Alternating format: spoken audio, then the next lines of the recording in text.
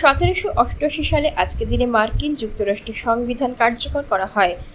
1862 সালে আজকের দিনে অবিভক্ত ভারতের প্রথম ব্যারিস্টার জ্ঞানেন্দ্র মোহন ঠাকুর ইংল্যান্ডের লিঙ্কন ইন থেকে ব্যারিস্টারি পরীক্ষায় উত্তীর্ণ হন। 1898 সালে আজকের দিনে যুক্তরাষ্ট্র স্পেনের হাত থেকে গুয়াম দখল করে নেয়। 1916 সালে আজকের দিনে তুরস্কের বিরুদ্ধে আরবদের বিদ্রোহ।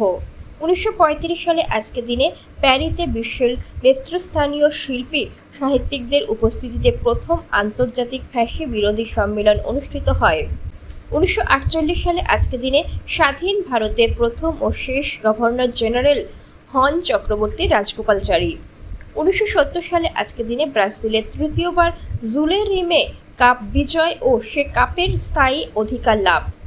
1976 সালে আজকের দিনে ফ্রান্সের রেডিও স্টেশনের আমেরিকান মিউজিশিয়ান জোয়েল কোহেন প্রথম বিশ্ব সঙ্গীত দিবসের প্রস্তাব করেন।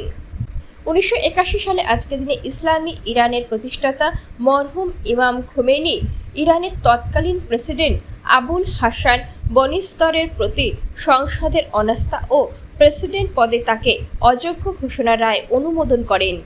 1985 সালে আজকের দিনে ইউরোপ এবং পরে সারা বিশ্বের বিশ্ব সঙ্গীত দিবস হিসাবে পালন করা হয়।